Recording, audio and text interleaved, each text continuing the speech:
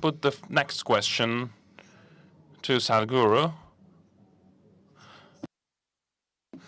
Right now, Nassim shared an interesting insight. He said that all that is fragile is going to break and will disappear. Now, the first thing I thought about is, well, the most fragile element in all this are humans. We are the most fragile element. Are we going to be this element that is going to break first in this world where technologies are going to be here, where Elon Musk and Google will put their satellites and Facebook would put these satellites in the air? Will we be the species who will disappear in this exciting transitional world? And what piece of advice can you share with us as humans? How do we adapt to this world? How do we remove that tension that we live in right now, this superfluous flow of information and all these concerns that we have? How can we address that? How can we adapt to that? How can we address anxiety? Because anxiety and depression is the world's most popular disease. Because now doctors say that it is much more pervasive than cancer and other diseases. What are we to do? Hello. Good afternoon, everybody.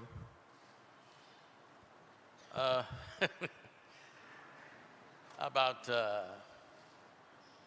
what is fragile will naturally collapse, of course. But what is fragile is not the human being, but many structures that human beings have created in the form of nations, in the form of religion, in the form of companies. These things will collapse, and it's a very good thing. When we say human being, we referred only to the human as a being. We did not say a tiger being, an elephant being, an ant being. We only said human being. This means we have a capability beyond our survival process.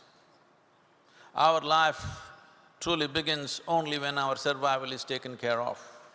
Till now, at least the vaguely recorded history of 12 to 15,000 years, we've been only struggling for survival. I believe the next 25 to 50 years' time, the struggle for survival will be obliterated from this planet. That is when a human being will truly rise, because that is when the competence of a genuine human being comes into play. And that is the most important time for the human being, because you can truly be a human being. There was a time you would dominate the situation around you if you had the biggest muscles,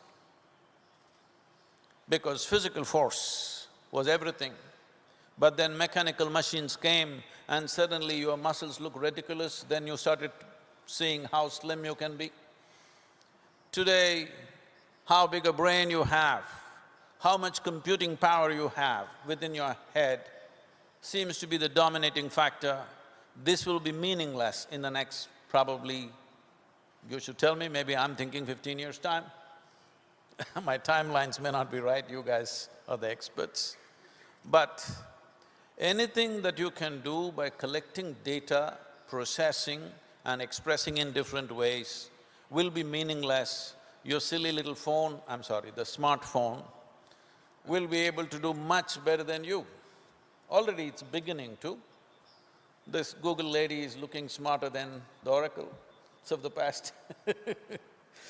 I just ask, I'm in Coimbatore in southern India, I ask, what's the weather in St. Petersburg? Without batting an eyelid, she tells me within half a second, what is the weather in St. Petersburg? So, the right time for human beings is coming. This fear of who is going to dominate. This idea of dominance itself comes from a very poverty consciousness. This idea of dominance, why I should dominate is because what is available is limited. If I dominate, I get more, you get less. This idea will be meaningless in the next 25 to 50 years' time. Well, will there be some misuse? Well, with everything there will be some misuse. But the use will overpower the misuse in a huge way because nations will not determine what happens with the technology. Companies will not determine what happens with the technology.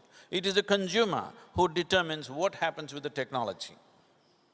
Tomorrow's dominance is not going to be of nations or companies, but of individual people. When this happens, only when this happens, human genius will unfold like never before. We've been crippled by our survival being so difficult. When survival is handled effortlessly, everybody is wondering, what about my job? Isn't it a great day when you don't have to go to your job and you have everything that you need? Isn't that what everybody is striving for? Why is everybody trying to be rich? So that I don't have to go to work today and still I have everything that I need. This is going to be the way for every human being on this planet. If technology moves as rapidly as it should without obstructive regulations and other stuff that can be done by certain governments. But this idea of national boundaries will be meaningless. I walked into the Google office some time ago, a couple of years ago, and if you look at this, you don't know in which country you are. It doesn't look like United States. There are Indians, there are Chinese, there are African people, there are every kind of people there. You don't know in which country you are. And that is going to be the future of the entire world. You don't know in which country you are. They won't look one way, they won't speak one way. In whichever language you speak, you're speaking Russian, but I'm perfectly understanding, which was never possible. So from the times of Genghis Khan to 19th century America, we've always thought of how to enslave people. I must tell you this, the most ancient civilization on the planet, which is the Indian civilization, always thought of how to liberate people. Even today, the highest value in the yogic system is liberation. How to liberate people has always been the way. I think this is not going to be a fringe idea. This is going to become the mainstream. The sooner the better. I hope I will get to see it. If you're afraid technology is moving fast, I'm afraid that it's moving too slow. Will I be around to see that day when everybody can focus on their liberation, not on their survival? Everybody can see how to unleash their human potential, not about controlling themselves, or other people are not seeing how to control you. Because our structures of nationhood, our structures of religion, our structures of racial identities, our structures of my company versus your company, always demanded that we must control people, otherwise we cannot succeed. But a time has come now, if I give you something, if you can multiply this into 1,000,000 times, that is success. Controlling you is not the success, liberating you is the success. So, in the transitional period, of course, there will be upheavals, but upheaval means just this. When in India, when the privy purse for the Maharajas were taken away, people thought a great tragedy has struck the country because the Maharajas went away. Those who dominated for hundreds of years, lived in palaces, all gold-coated toilets, they're gone. Aren't we glad they're gone? So similarly, those who are dominating right now may be gone. This doesn't mean human possibility is gone. I feel if technology does everything that we are doing right now, we are on a holiday of exploration. It's a real great world. Why should we be striving for survival like other creatures? Okay. Спасибо большое. Okay, thank you so much. Thank you so much for that optimism. I'm sorry, dear colleagues, we have a very tight schedule. I'd like to put another question to Maxim Akimov, our speaker. 1957, when the Soviet Union launched a satellite in space and the US understood that they lag behind. And in the US, they had this term, Sputnik moment. The term was coined, the moment when the US had to put up all the forces, all the potential, to demonstrate that they are on the par with the Soviet Union, and they were the first to launch people to the moon. So I'd like to put the question to you. What in today's world will be a Sputnik moment for Russia? When we will gather join our forces, join our strength, and will make such a disruption like the disruption that the US did back then. And your appointment of vice prime minister, you're responsible for digitalization, and will your appointment mean that you will make this disruption? Well, I'm an optimist. I hope that I will try to do my best, but I think you are a little bit too optimistic about my appointment, perhaps. But I'd like to ask the question to the audience, to use my privilege. 109 applications in my smartphone. That's what I counted. Could you please tell me who? Well, I'm not talking about 109, but not 500. Have you read user license agreements from start to finish 3 times for 3 applications? One hand in the last 3 years. One hand. And I don't read them as well. And you know, it's not that we are that we procrastinate. We're not smart. We understand what is written there, but we understand that this is not rational, and we cannot really select. This is a new force, the new market domination that you don't know what to do about. And this is the example from the set of other challenges that are related to cross-border character of data, to the fact that the national state cannot control the algorithm that is used to collect, process, and monetize this data, or it is very hard for the government to do that. Well, I'm not talk about the examples. We know about them. We know about these cases. The set of these challenges, it means that this Sputnik moment is here, and it is quite obvious. I'd like to return to my point of optimism. This Sputnik moment tells us that the world is changing so rapidly that we do have these windows of opportunities. Well, who actually knew about the existence, knew, like knowledge, who knew about the existence of Japan before Meiji Revolution? Well, like 2 or 3 missionaries, who ended up badly, by the way. Now, before Korea was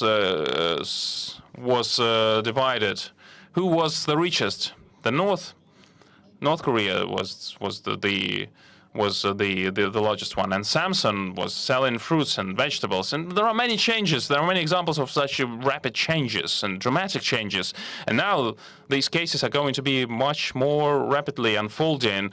That means that our main challenge, our main objective, is to implement the true adaptability. So, thanks to you, Mr. Gref, and thanks to other enthusiasts committed to project management and other innovations of management. You know, this is an industry we're talking about. And now we say project management, is it an adequate tool? Because the architecture is changing quicker than we put the milestones in our project management exercise. And so the major challenge is how to ensure this adaptability, because from the technology point of view, we understand what to do. The regulations in terms of data management, investment in humans, because digital revolution is not about IT, it's about culture and people. It should be more focused on culture and people. Although the authorities, they do love digital infrastructure and data centers. They focus on this, and well, obviously we need that. But humans are in the center, and education is another item high on the agenda. So, by answering your question, I think that the key challenge is the true adaptability. To be able to be much different, to change dramatically in 12 or 18 months, to be in the moment, to be in line with all these changes. So the Ministry of Digital Development, this is a topic that is much discussed. You know, this digital agenda that should appear. Now, 5 years ago, it was discussed in St. Petersburg. I mean, 5 years ago, we had it in St. Petersburg, this digital agenda, but it was kind of marginal, so to speak. You know, 5 years, we thought about that differently, because 10-year period for a state management, for a government, for governance, and for the society, you know, this is a very short period of time. But I would like to share some optimistic thoughts. I think the most important value and ideology that we tried to promote in the previous cycle, this is the engaging business and people in terms of digital transformation. This value should remain. But obviously, the number of challenges, the list of challenges have not become shorter. So perhaps this is a kind of a helicopter view of this idea, of this digital agenda. How to regulate data, how to build infrastructure, what should we do in the education area, how should we address key technologies, you know. This is not the central challenge. How to change, how to adapt, this is the central challenge. Собственно говоря, Yes, thank you so much for that. I would like, by the way, to invite you to our Sberbank Business Breakfast, and we are going to answer the questions how to change. We do not have much time right now, dear colleagues, but we do have some time to ask some questions and to get the answers from the panelists. Oh yes, you rose the hand first. Come on, quicker, girls. We don't have time. Come on, just run. It's good for your figure. Hello, Krylov Ivan, ASUS company. Who is the question to? Well, perhaps this question is to all the panel. You can't have all the panel answer it. Then Meyer Brand, perhaps. Mr. Meyer, Elon Musk said that the key element in the interaction of humans with artificial intelligence is the brain-computer interface. In light of the breakneck development of technologies, how do you see the PCIs, the brain-computer interface? Thank you. Thank you very much for the question.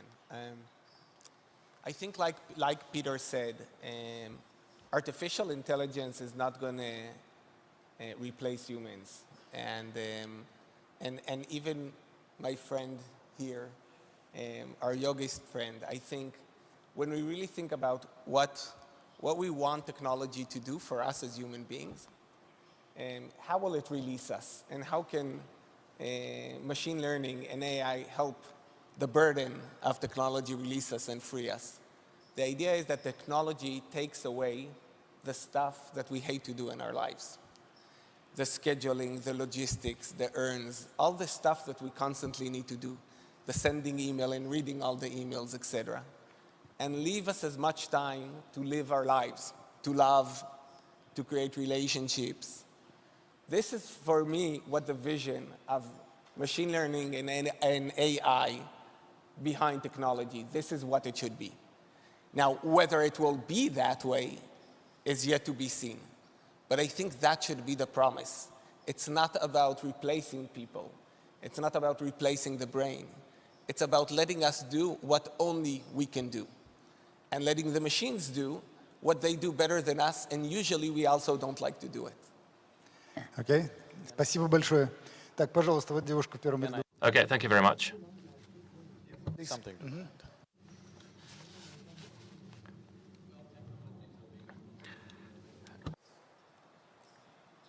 But as we have invested in upgradation of technologies, we have not invested time, energy, resource to upgrading individual human beings. If we don't do that, the negative will overtake. The tools that are given to us can be used whichever way. Technology doesn't have a mind of its own. We can use it this way or that way. So what kind of human beings are we going to produce is very important, so that investment also should happen.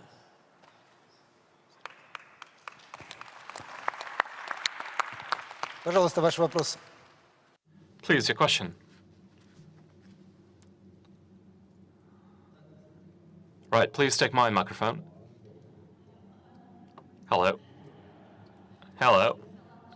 Alexander Chernobyl, Rare Earth magazine. My question is to Sadhguru. Sadhguru, thank you. Потому что трансляция… Хорошо, вопрос. Yeah, right.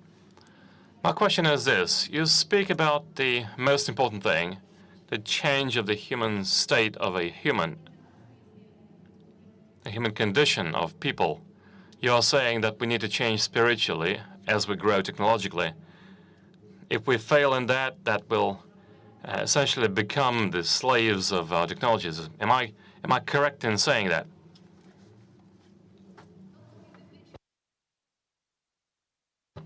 Only, okay, thank you. Should we stay as human beings or we will change completely?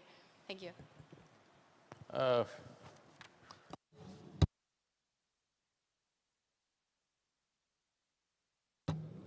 Now. But it is in the nature of the human being. Wherever you are, whatever you are, you want to be something more than what you're right now. If that something more happens, immediately you want to be something more and something more. If you look at this, there's an innate longing in every human being to expand limitlessly. If you want to expand limitlessly, we clearly know physical dimension is not the way to do it, because the nature of physicality exists only because of defined boundaries. So the moment you realize that more is not going to fulfill you, all is what you want. If all is what you want, you have to transition yourself from the physical to what is beyond the physical. When I say this, right now we're sitting here, everything physical about us is accumulated from outside, the food that we've eaten. But there's an intelligence inside of this. We unfortunately have limited ourselves till now to the human intellect, which largely functions on data. That is why our technology… that is what our technology friends are trying to make it obliterated from our lives. That the machines will do all those things where you collect data and do things. Till now, we've been only intellectual. But there is an intelligence within us which is capable of transforming a piece of bread into a human being. So this dimension of intelligence is what when human beings, individual human beings access, suddenly they look like extraordinary beings. When all data processing is handled by machines, this is where humanity will move. It's very important that we actively invest in this. In terms of time, energy, resource, we invest that individual human beings blossom into a possibility beyond memory. Right now, everything we're doing is memory-based. Our education, our spirituality, our religion, our everything is memory-based. We have to move from that because everybody has their own ideas about creation and their God and works. But essentially, because you don't have an explanation for how all this happened, you have come to some term of your own. But if you pay attention to a piece of creation, all you will see is it's a phenomenal sense of intelligence. But nobody ever said God is intelligence. People said God is love because they're desperate in their life. They did not find anybody to love, so they're looking upward. But a time will come now that we will recognize intelligence beyond data, intelligence beyond memory becomes the prime of the future human existence. And the quicker it happens, the quicker human potential will be realized. Thank you. Thank you very much. Thank you. И последний вопрос, коллеги, пожалуйста.